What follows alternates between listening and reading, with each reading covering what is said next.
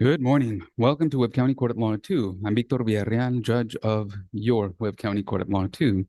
This is the probate docket for Thursday, July 23rd, 2026.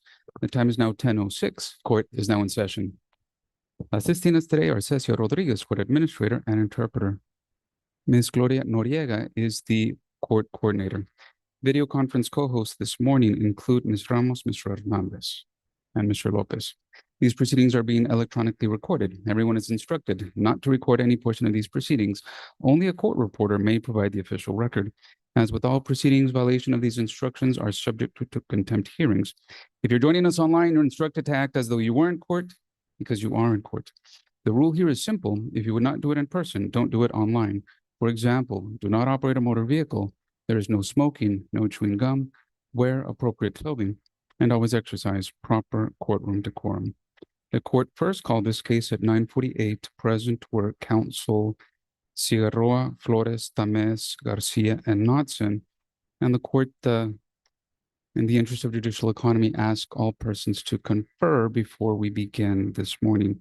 Mr. Knotson, Ms. Cigarroa, have the parties had sufficient time to confer this morning? We need some more time, but I did want the court to know, first of all, it's a pleasure to be here today. May it please the court, Mr. Knotson and all counsel. We have had an opportunity to confer. We wish to continue to confer. And then, the conference has been excellent and extremely productive. If the court would give us about 30 more minutes, we have prepared a document for Mr. Knotson to review with his client and for himself. He'll get back to us and we're going to hopefully be able to have an announcement to the court. And if we do, we would like to visit with the court in chambers before we come back and make the announcement on the record. Mr. Knotson. And I concur with what Ms. Cigarroa said. It's been extremely productive. Basically, the narrow issue that we have here today is the continuation of THSSI. And is it operating legally? I heard for the first time they have an expert that it is. We had an expert that's on. He had a medical emergency yesterday. He needs to had some bleeding from his nose, profuse bleeding. But we just want to fulfill my client's obligations, make sure there's no liability to the estate if it's operating not within the guidelines of CMS. They indicated that it is, and so I just want to be able to get that information, ensure that there's not going to be any risk of liability to the estate, and we would agreed to go to mediation, even possibly with Your Honor. I haven't had a chance to talk to my client, but they want to resolve this quickly, amicably, as we've indicated for like 30 days. We're here and we are having very productive conversations. And if you do give us that extra time, I agree we should also meet once we conclude that in chambers with the court. And I want to appreciate the court's astuteness to, as you always do, require us to confer, and it's been very productive. Possibly a 6-8 hour hearing. It hopefully could get resolved in less than an hour today. Anything to follow up, or would any other person like to be heard? All right. Claudia Garcia, Judge, with regard to the estate of Henry Carranza, when we're talking about mediation, it would be a global mediation with both estates, Judge. And I would have no objection to that. I would confer with my client. I already conferred with Mr. Tamez. He was very diligent, said, here's 2 dates available.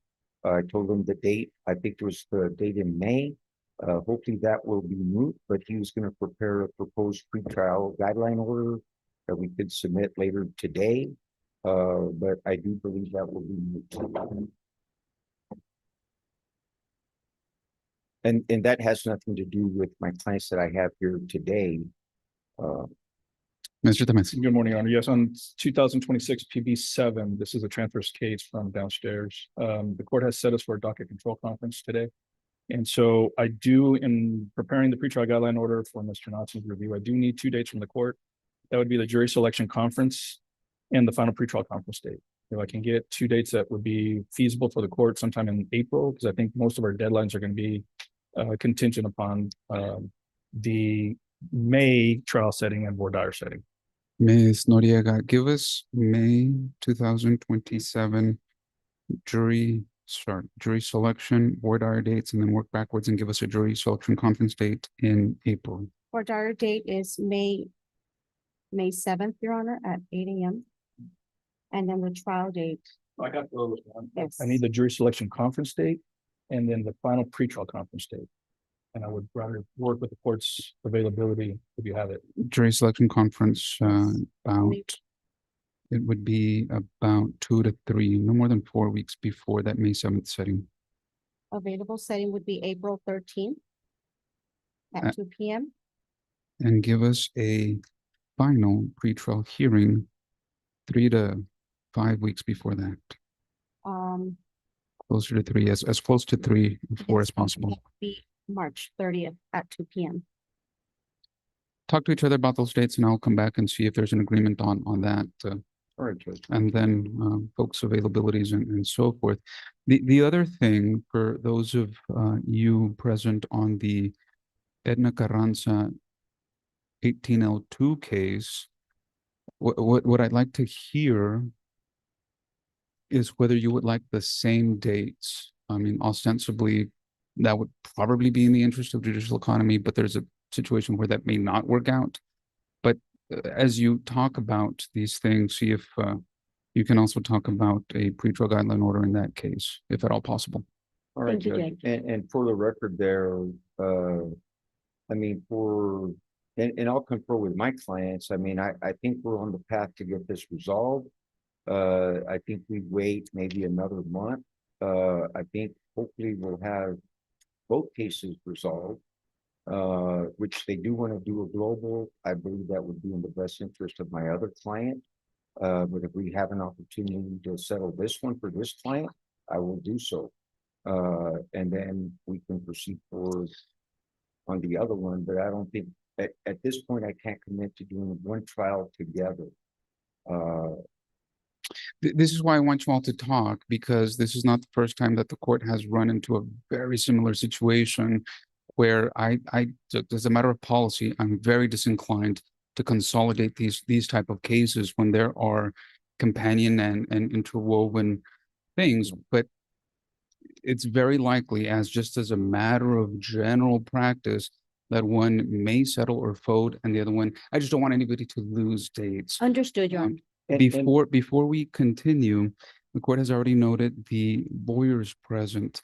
Let me get some announcements for the parties present. What other parties or what parties are present?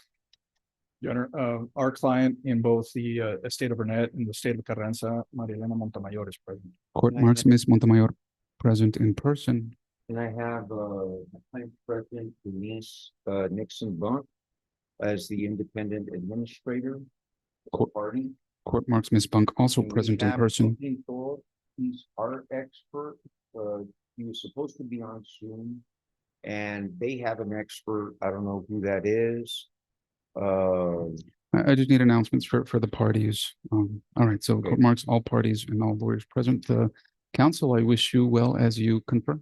Your Honor, one last thing before we continue conferring. Just a little bit of housekeeping. In the estate of Carranza, we have filed an application. Which they're both. Dr. Henry. The state of Carranza, Dr. Henry S. Carranza.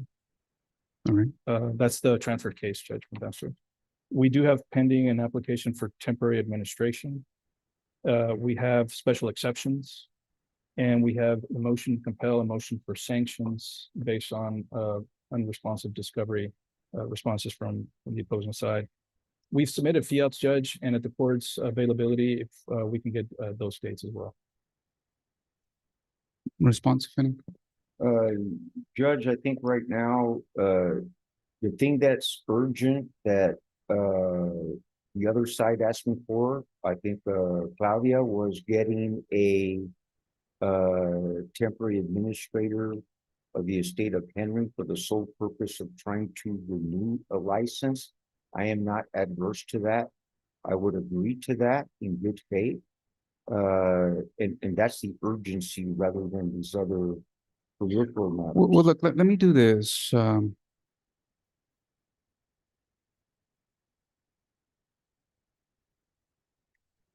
And we can meet in chambers now and get each side's perspective of what's. I would prefer to have everything on the Yes, record. Judge.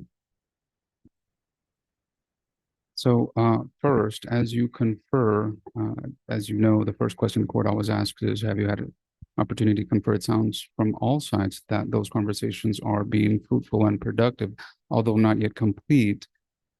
Two, the second question the court asks, and the next question I'll ask when we return, if there is anything that is left for the court to resolve, I need time estimates so I can equalize the sides and the parties and see how much time each side gets. Next, talk to each other about those pretrial guideline settings.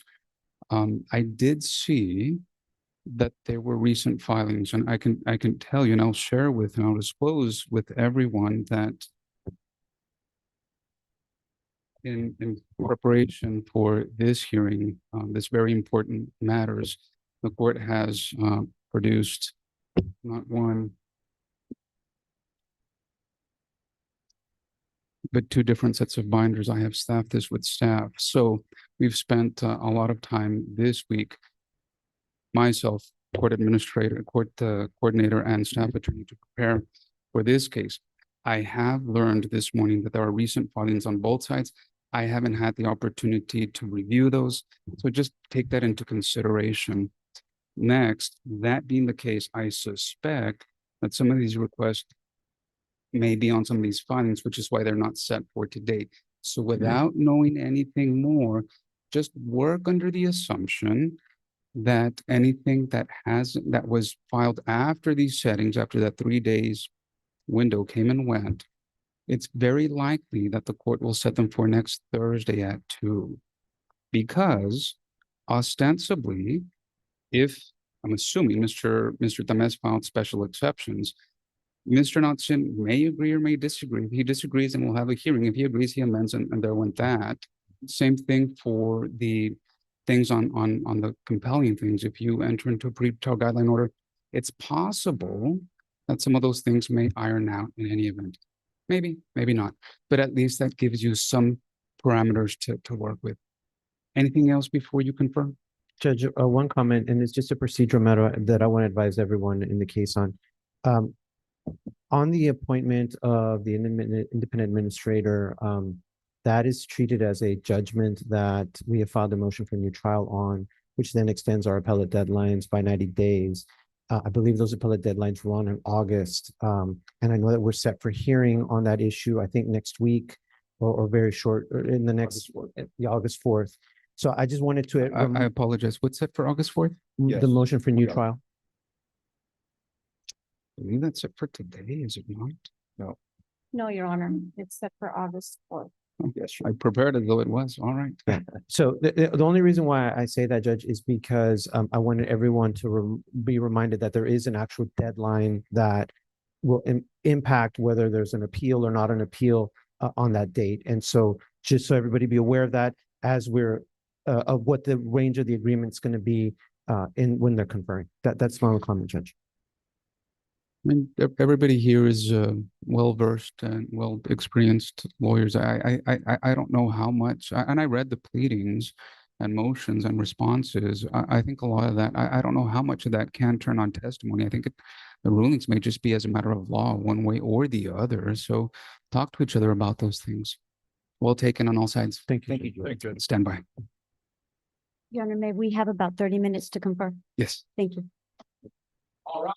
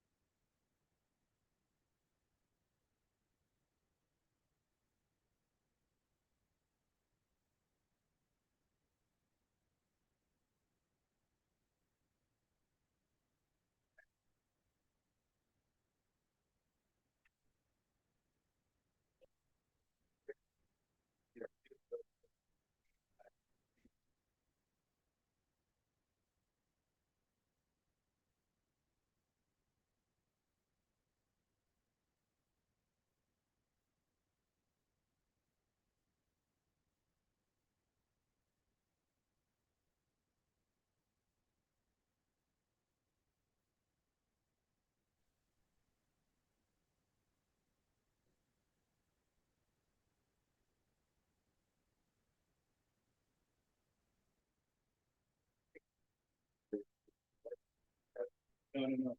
Is that different? Well, that's more higher.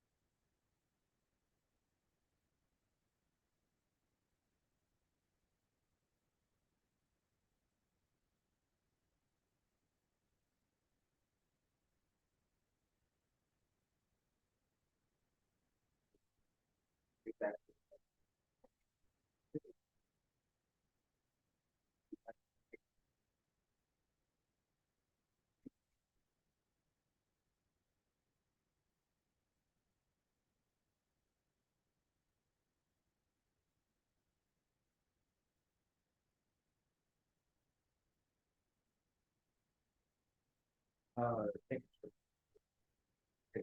Okay.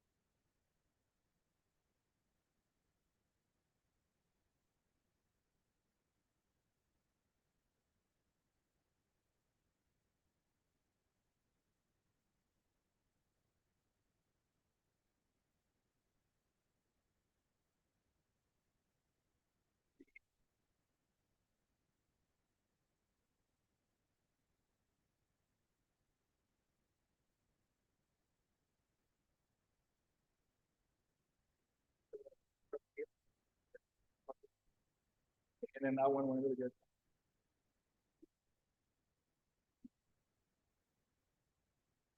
Oh. Yeah. Cause there's no need for me to be here. Yeah. Thank you, man.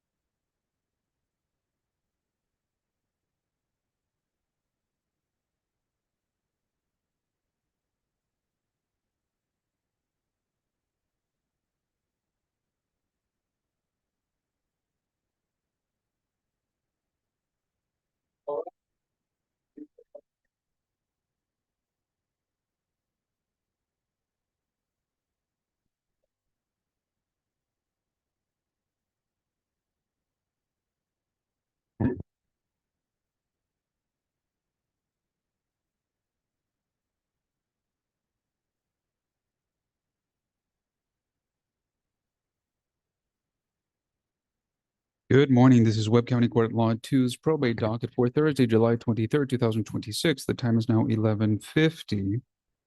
The court has been advised that there is an announcement in the estate of Henry S. Carranza on cause number 2026 PB 735L1. Court marks Mr. Knotson present in person, Mr. Francisco Tames also present in person. Counsel, what is the announcement? Your Honor, we submitted for the court's review and signature a pretrial guideline order. What case is that? Into the record, please. Henry Carranza. Marcel Knotson here on behalf of Mary Jane Thompson. The case that was transferred from County Court number 1, that's the pretrial guideline order. I signed off on that just to get that one out of the way, Judge.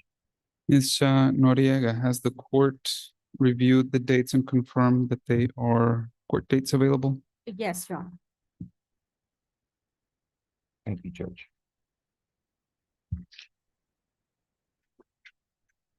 Court has signed that agreed to pretrial guideline order, tendering the original back to the coordinator for processing. Mr. Tames, Mr. Knotson, is there anything else that the court needs to consider on this case? No, Your Honor. No, I think we just, like I said earlier, we've got those pending motions, but at the court's time, I guess set those when it's most convenient for the court. I would rather give you those dates now so you know Okay. what to. Also And now, Judge, I'm also gonna have a motion to compel, but I'd rather focus on the settlement that we're anticipating, so didn't the court hear, was it we. it agreed was to a the global L2 mediation. case, it was the L2 case that was set for August the 4th, is it not? That's correct. Any objection just to setting whatever is filed on file right now for that date? Not with me, Judge. I would just request that anything filed by tomorrow, Judge, that'll be plenty of time for that, So let because we me are set, having let me set right mediation. now, anything that is already on file right now is hereby set on that case for August the 4th at 2 p.m. And anything that comes in timely before that date will be set on that date. Okay. All right. Anything else on this case, Mr. Natsu? No, Judge. Mr. Tames? No, Your Honor. But, Alright. well, Judge, I do want to mention that, the parties had mentioned about, just so I'm crystal clear about having a global settlement with both estates. And I know Ms. Garcia is on the other matter for Henry. Would they also participate with, we can't get Burnett settled today with, Allison Haynes? We can discuss that between the lawyers, Judge. I don't have a problem with that, but if we can agree that to settle everything globally on July 29th with Ms. Haynes, all the better. If we're not well. Yeah. Globally, if we're not successful with the Burnett Carranza estate today. Well, so if there's nothing else for the court to consider on the Henry Carranza matter, let me just ask this question. Will there be a lawyer and party in that case that would have settlement authority in that case today? Our client does. I don't believe Mr. Knotson's I client is can present call today. her, Judge. Okay. I think she'll be made available if necessary. Understood. Thank you. All right. Anything else on the Carranza 35L1 case? No. No. All right. Thank you all. Thank you. Thank Sir, you. may I be excused? Have a good day. Yes, sir. You too. And so let me call now the estate of Edna Carranza, cause number 2026 PB 718L2. Court reflects the time is now 11:54. Present before the court are Mr. Marcel Knotson, present in person, and Mr. Carlos Flores, present in person. Mr. Knotson, have you had an opportunity to talk to your client about the possibility of informal mediation? Yes, I have. sir. Excuse me, an informal settlement conference? Yes, Has she made a decision? yes, she's amenable to that today. Same question for you, Mr. Flores. Have you had an opportunity to talk to your client about the possibility of an informal settlement conference? Yes, Your Honor, and that she's in agreement. All right, would you please call your clients forward? Yes, Your Honor.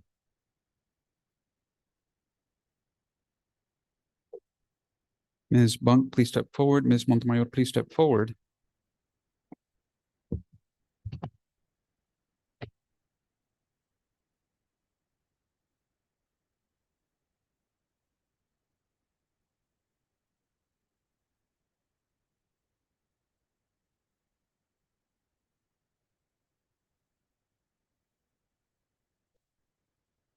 I'm going to ask that you please each speak as loudly as you can into the microphone. And let me begin with you, Ms. Bunk, because you are the applicant in this case. This is the estate of Edna Carranza, cause number 2026 PB 718L2. Are you Denise Bunk? I am. Ms. Bunk, have you had an opportunity to talk to your lawyer about the possibility of engaging in an informal settlement conference? I have. Did he explain to you the process of that conference? Yes, he did. Did he explain to you that no decisions, or at least no decisions on my part, will be made as part of that conference? Yes, I understand that. Do you understand that the only role that the court has is to assist in the communications, conversations, and dialogues amongst the parties? Correct. I know that.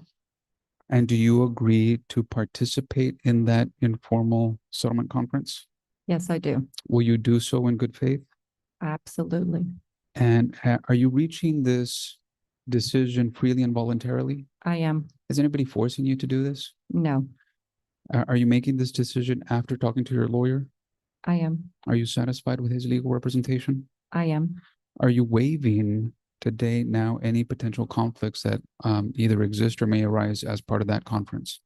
Yes, I will. I'm going to ask you the same series of questions. Are you Maria Elena Montemayor? Yes, I am. Court marks you present in person. The person to your left is your lawyer. I guess I should have said the person to Ms. Bunk's right is her lawyer. Ms. Montemayor, have you had an opportunity to talk to your lawyer about the possibility of engaging in an informal settlement conference? Yes, I have. Did he explain to you that process? Yes, he did. Do you understand that as part of that process, the court will make no decisions in this situation, in this case? Yes, I understand that. Do you understand that the court's only goal and the only duties is to assist the parties in meaningful conversations, communications, and dialogue between the lawyers and parties? Yes, I understand that. Do you agree to participate in this informal settlement conference? Yes, I do. Will you do so in good faith? Yes, I will. Are you making this decision freely and voluntarily? Yes, I am. Is anybody forcing you to do this? No, no one is. Are you making this decision after speaking to your lawyer? Yes, Are you satisfied with their legal representation? very much so. And do you agree to waive any possible conflicts that either exist or may arise as part of that conference? Yes, I will. All right. Mr. Knotson, sounds like the parties have agreed to participate in this informal settlement conference. Do the parties agree to be bound by the Texas Alternative Dispute Resolution Procedures Act, which is Chapter 140, 154 of the Texas Civil and Practice Remedies Code? I do. Or we do. And two more things, and but I'm going to ask the same series of questions for Mr. Flores. Do you acknowledge, Mr. Knudsen, that no portion of this conference will be recorded? Yes, And do you understand and agree that no correspondence is coming in as evidence? no correspondence, what? No documents will be coming in as evidence as part of Oh, that. Yes, I agree. I And, understand. same questions, Mr. Flores. It sounds like the parties have agreed to enter into informal settlement communications. Does your client agree to be bound by the Texas Alternative Dispute Resolution Procedure Act, which is Chapter 154 of the Texas Civil and Practice and Remedies Code? Yes, Your Honor. Do you acknowledge and does she agree that there are no recordings of that process? Yes, Your Honor. And do you agree and does she understand that no, there is no evidence in that situation? Yes, Your Honor. All right. Ms. Bank, Ms. Montemayor, I look forward to assisting your communications and may all happen in the interest of justice. Before I close this formal proceeding, Ms. Bank, do you have any questions for the court? I do. Ms. Montemayor, do you have any questions for the court? No, Judge. Mr. Knudsen, anything else to put on the record before we go off the record? No, Your Honor. Same question, Mr. Flores? Ms. Garcia? Your Honor, we have an expert witness online who's been on standby. And so we just want to give her instructions from Your Honor as to what may occur later this afternoon or at another date, Judge. The name of that person? Crystal Davis. Ms. Davis, I'm going to ask that you unmute your device. And Your Honor, we also have another witness in the courtroom, Name of that person? This Ms. one's Maria Gonzalez. Maria Gonzalez.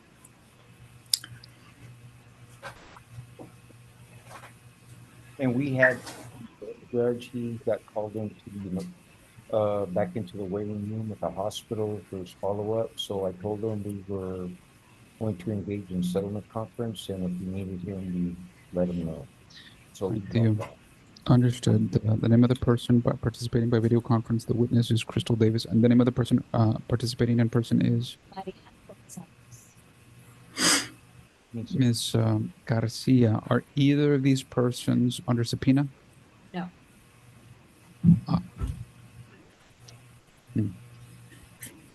Ms. Noriega, if for whatever reason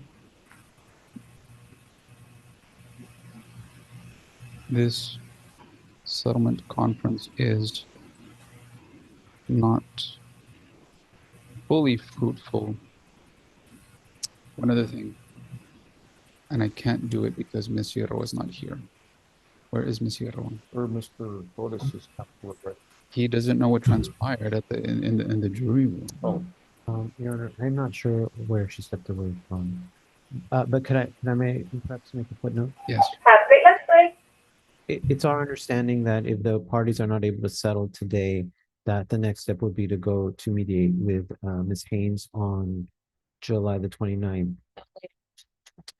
Yeah, and and that was one of the dates she was available, possibly available, and the 31st she was available.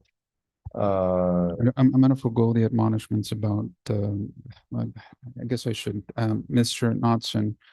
The parties had requested an informal meeting with the court. The court met with both you and Ms. Roa in the jury room. At that point, the court told both lawyers what would transpire at an informal settlement conference. The court also explained the process, and I've now done so, and I've asked your clients to do that.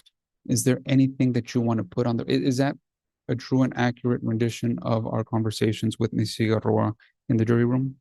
What you just told us right now? Yes. Is there anything you want to add?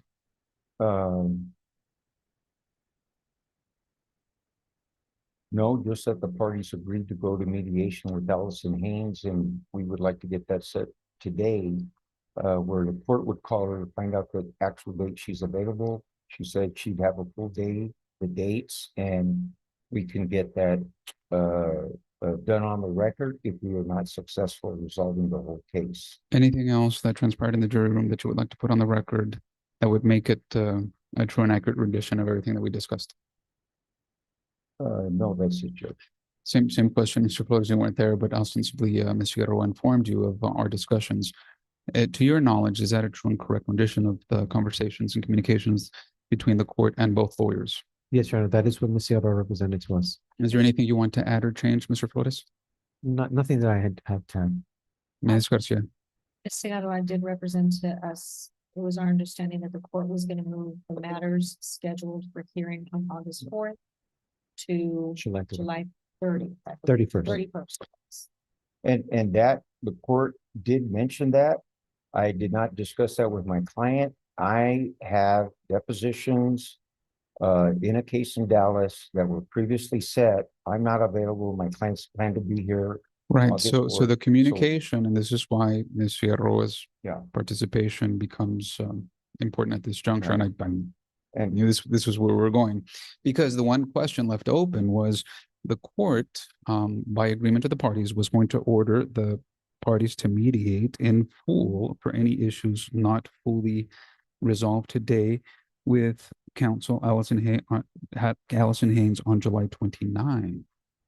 The question for the court is, what are the deadlines that the court needs to be aware of?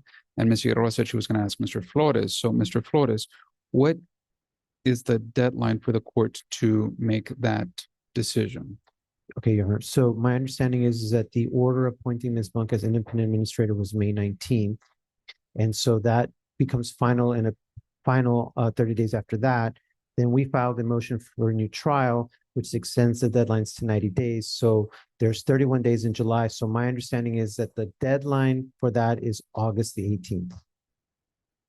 That's the date that the court should sign, or else it gets overturned by operation of law, which means the court should not hold anything on the 18th. Right.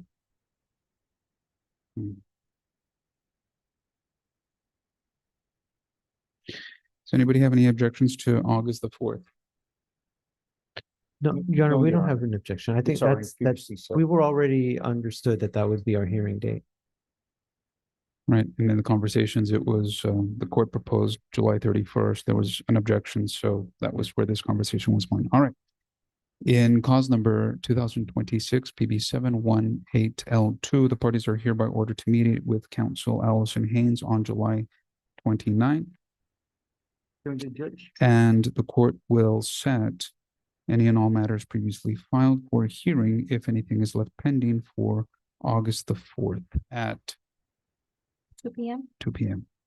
Anything else to put on the record before we go off? Just a clarification that anything that is left pending with regard to today's hearing would be rescheduled to August 4th. Is that correct? I tell you what, let's do this so that there is no confusion going forward. Anything that council wants set, just send a fiat for already filed. So don't send a fiat for anything that's not filed. Anything filed, send a fiat, send it at least 4 days before. It's going to take the clerks at least 1 day to send it up. And Ms. Noriega is really good about getting me stuff within that same day. Don't take that risk. So at least at maybe even 5 days before August the 4th, just a fiat with the settings. Anything not signed? Mr. Knudsen. And on my client's behalf, in my behalf, we thank Your Honor for doing this. The only thing, either before we start or while we're starting, if someone from your office can call Ms. Haynes, who I believe she said the 29th, she was possibly available. Definitely the 31st, the 1st, which is a Saturday. It's been ordered. Talk to her about that with her. All right. Anything else to put on the record before we go off? One last clarification for Ms. Davis, who is online, and Ms. Gonzalez, who is here. If we're not successful this afternoon, we're not going to initiate a hearing this afternoon, correct? So Correct. Okay. Ms. Davis and Ms. Gonzalez, these matters, if settlement is not successful, will be heard on August the 4th at 2 p.m. Ms. Davis, do you have any questions for the court?